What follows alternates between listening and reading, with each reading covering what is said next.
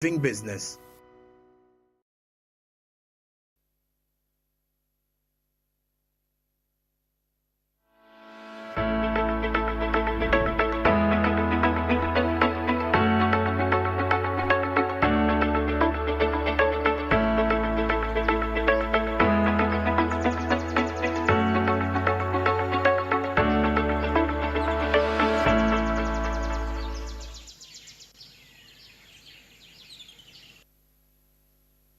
Great minutes to the top of the hour, and of course still driving your business in here, and definitely into the last minutes of the show.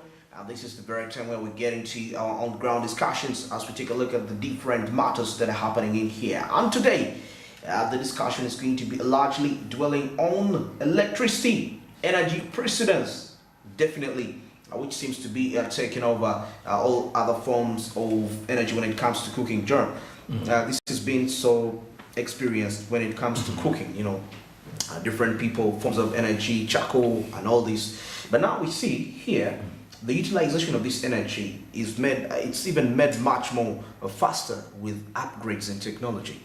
Today, the cookers that we have today, the electric cookers that we have today are not the ones we had 10 years back. I know. And lately there is even an electric cooker, and within it, it's embedded a pressure. There is pressure, electric and pressure at the same time, so which has made cooking, and most especially for people even with businesses, more easier and faster, faster delivery. Well, of course, by the look of things, electricity now looks like the driver of the economy. When you talk about food, of course, not only cooking, but even preservation, you look at microwaves, because most people don't use them for cooking here in the country. Most of them use them for warming and heating up food, and preserving it, of course, even the refrigerators and everything. But at the end of it all, you get to as well realize one or two things here.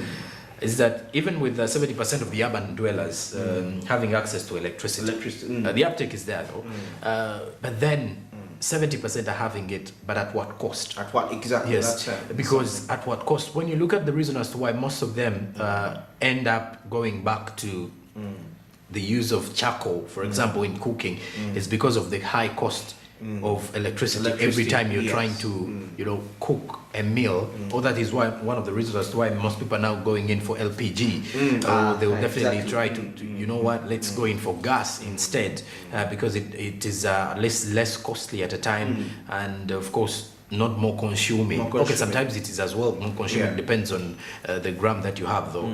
But then electricity consumption in the country, the only thing that limits it is, of course, when it comes to the cost, and of course some other things that are less likely. Instability, load shedding, which I would say is not a common thing in the country here.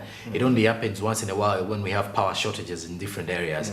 But then also, besides that, you also look at the issue to do with electricity as a risk.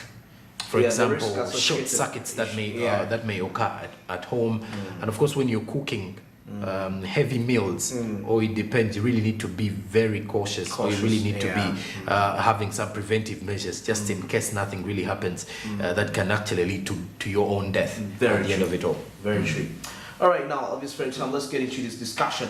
Definitely we shall be trying to wind this up. Good morning. Research has revealed that 70% of the urban people, or people living in Kampala, are all connected to the grid, or they use electricity. But unfortunately, it's only 1 to 2% of that the people in Kampala that use electric pressure cooker. Why? Because people are not aware of the benefits, the environmental and health benefits of using the pressure cookers, and that's why they do not use them. People have wrong perceptions that pressure cookers are very expensive, which is not really true, much as the upfront cost is really high. But in the long run, the pressure cookers are not so expensive. Some other wrong perception is that pressure cookers do not cook traditional foods, or even when they cook the food, they are not sweet, or they don't taste sweet, which is still wrong. Pressure cookers cook varieties of the foods, right from matoke, which are steamed, cassava, sweet potato, posho, meat, beans, and everything. The beauty with using the electric pressure cooker is that it is energy saving. When you cook beans, for example, you can use only 0.3 units, or that is around 300 to 400 shillings of yaka, to cook the beans within only 45 minutes. When you're cooking some other foods, for example, cassava, matoke, sweet potato, you only use less than 8 minutes and you use yaka of only 300 or less than 300 units, 300 shillings, that is 0.3 units. So I encourage people to embrace these technologies because they are environmentally friendly, they are not so expensive, they are convenient, they are safe, they cook food, all the varieties in the quickest time possible and using the least or the cheapest kind of cost that can be incurred in this. Yaka of approximately 80,000 shillings, Ugandan shillings, you can cook with an electric pressure cooker throughout the whole day from Monday up to Monday for the whole month. Unlike when you're using charcoal, you can buy 2 sacks of charcoal in a month, and every half sack of charcoal is 70 to 80,000 shillings, meaning someone can incur the cost of 160,000 shillings a month to cook, only to cook. That is so expensive.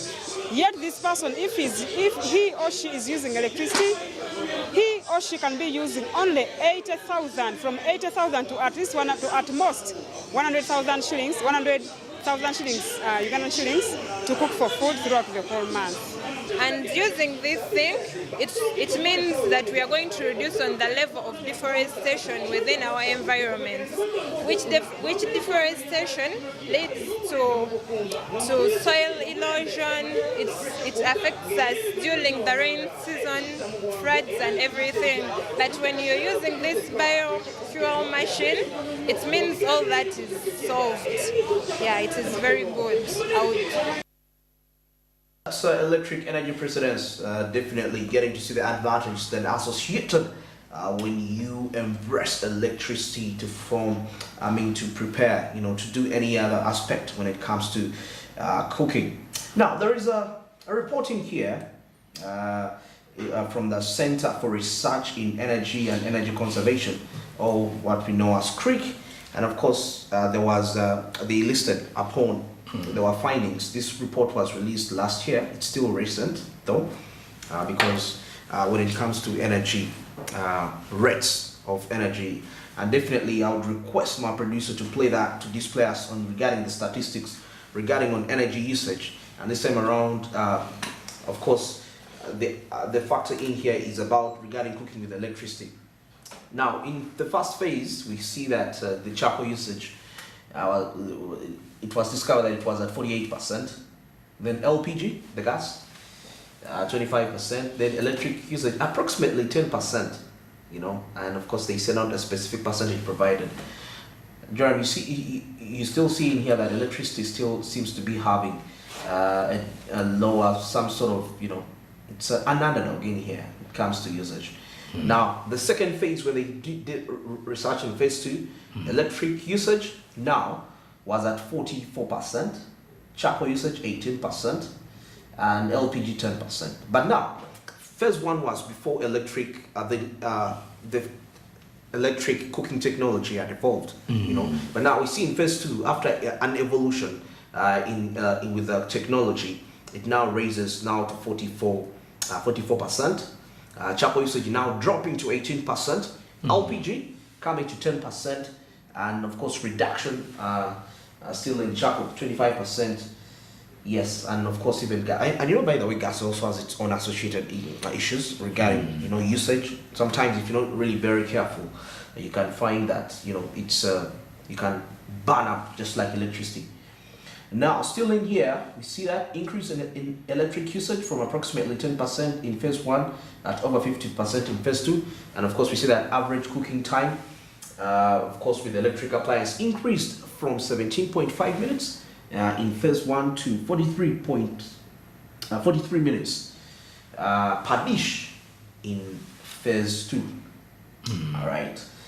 I think that is the, and of course, key takeaways from the long-term household survey We see that participants continue to use EPC, that is throughout the study period without incentives. Now, of course, participants willing to use electricity even if it remains expensive in the next 5 years with efficient appliances like the EPC, definitely. You know, I mean, this time around, it goes beyond about the pricing of the aspect, but you look at the output and productivity, most especially for a business person in here. Now, lastly in here, we see that food prepared using the EPC reported as tasty, with rice having a perfect texture and stews in maintaining their flavors. You know, these heat levels, sometimes when you cook with charcoal, you're using your mind, it's not easy to detect heat levels, because these different foods have heat levels. But with the tech in these machines, they can know that if it's rice, this is the right temperature. That's why the food is tasty, you know. Now, lastly, okay, some households stopped using charcoal and mostly use EPC alongside LPG. Actually, in most cases, people interchange gas and electricity. And now we still see participants explore many different dishes using the EPC, including successfully baking a cake and preparing groundnut stew. Are you a fan of it? Groundnut stew? Health complications don't accept me to eat the Guinness paste, if you could look at that. But again, you get to realize that Ugandans are now taking on electricity, and this time around using it as a means of preparing a meal. I think it is highly, when you look at even restaurants, hotels using LPG, the liquefied petroleum gas, and of course also using besides the gas cookers, now using electricity, because it does save a lot. But of course the costs are the only challenges. But when you go back to the charcoal, the usage of charcoal, this has been due to, of course, the evolution of let's say EPC and LPG, because by the look of things, of course, climate activists have always been reminding Africans to stop using the ordinary charcoal stoves, because they need charcoal to at least support this particular entire energy process of cooking. And with charcoal, we all know where the charcoal comes from. It has to be due to deforestation and all that. And at times, once forests are cut down, there are very few chances that these forests are, will come back again. If you continuously do the same thing over and over again, and then you're not planting more trees. So in an effort to at least address climate change matters, you get to realize that at least this is a very huge, a huge sums up to, let's say, the Ugandans here, in the way they actually uptake to electricity. Yes, they are getting used to the new era of using more of the innovative measures. For example, using gas cookers, look at electric gas cookers, rather electric cookers as well, and then also many more of the things that people use now that actually addressing climate change in one way or the other, and they are looking at different alternatives that will save them. Though I think the only challenge that there is to address is the cost, because you have to minimize the cost every time. That is why you find out that normally lately in households people use three means. There is a charcoal stove somewhere, there is a gas cooker, then there's an electric option. So it depends on the time frame. If someone wants to rush out to rush at work, they definitely have to use the other ones, because they make it much more easy. Much more easy, and the time. And in case electricity is not there, the gas is there. Gas is available. And if you have enough time and you're saving cost, then charcoal will definitely work for you. Okay. Very interesting insights right here in SMB, as we always, of course, drive the business in so many perspectives. Now we're talking about electricity this time around, and for any business person there, and probably you have a restaurant, an eatery, or any other simple snack hub, this is something very different for you to really check and employ. You can interchange the three. You can use charcoal, LPG, and electricity at the same time for improved efficiency and profitability at the end of the day. Well, 9 minutes to the top of the hour, and we've come to the end of SMB this morning. And of course, on the 5th of April, and of course, the day started with quite, some sort of a rainy sort of atmosphere, but definitely towards the end, everything is coming back, of course, to stability.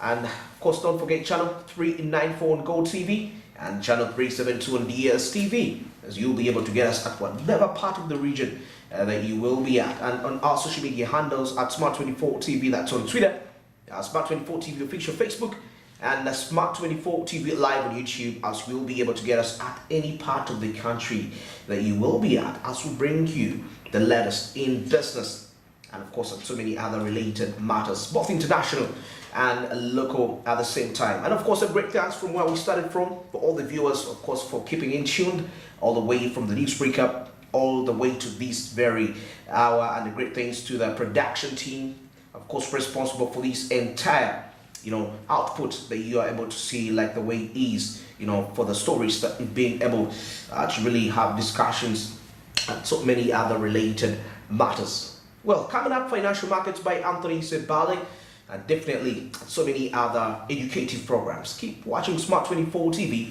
Until tomorrow, a very good morning from the entire SMB team.